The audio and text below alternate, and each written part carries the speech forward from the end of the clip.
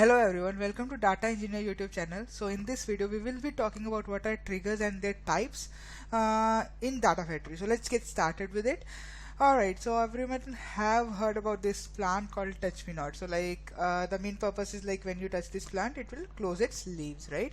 So it's like trigger, like whenever you are triggering, like it's a trigger, right? You are touching the plant, that is a trigger, and what's the output of the trigger? It's closing its leaf. Same way trigger work in Azure Data Factory. So let's see what are its types and what are different kinds of triggers we have.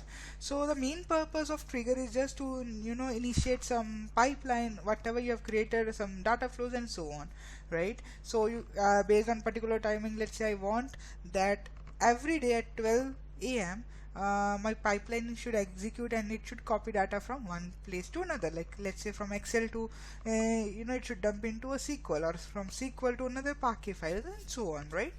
So we can just simply add a trigger. So there are multiple types of trigger. Then number one is run once trigger. From the name itself it is very clear, like whenever you have created a pipeline and like let's say here there is a copy activity, and you can just simply click on add trigger and you can click on trigger now. That means on the spot that trigger will work and it will execute this pipeline called copy activity, right?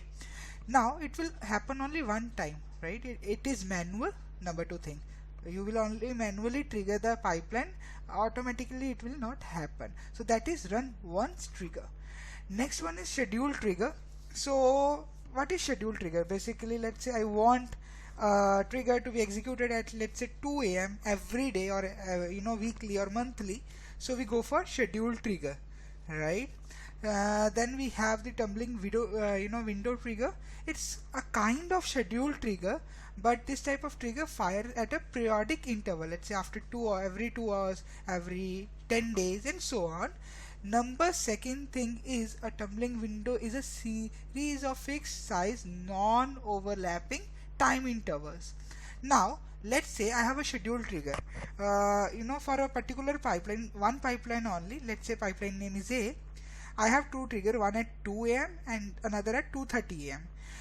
Let's assume my 2 a.m. trigger is still in process and it's been 2:30. Now both will overlap each other, like both the trigger will be running parallelly, and there may be data error, because obviously if you are copying data from one place to another and both the triggers are overlapping, what will happen is there may be some corrupt data, right?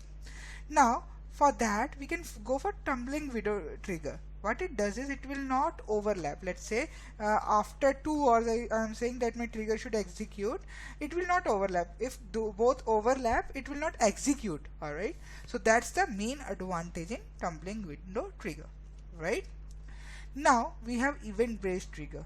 So let's say you have some data in your SQL. If new data came in SQL, you want to trigger some pipeline. So that kind of things we can go for event based trigger. So based on an event you trigger something, just like we have events in JavaScript, like on button click, like when we click on the button something should happen, right? Same way when some data is there, when some movement is there, you want to trigger something, that time we can go for event based trigger. So that was all about the types of trigger we have. In the next session we will be seeing like practically how this trigger works in Azure Data Factory. If you loved this video, just like it, comment if you have any questions, and subscribe to my channel. Thank you.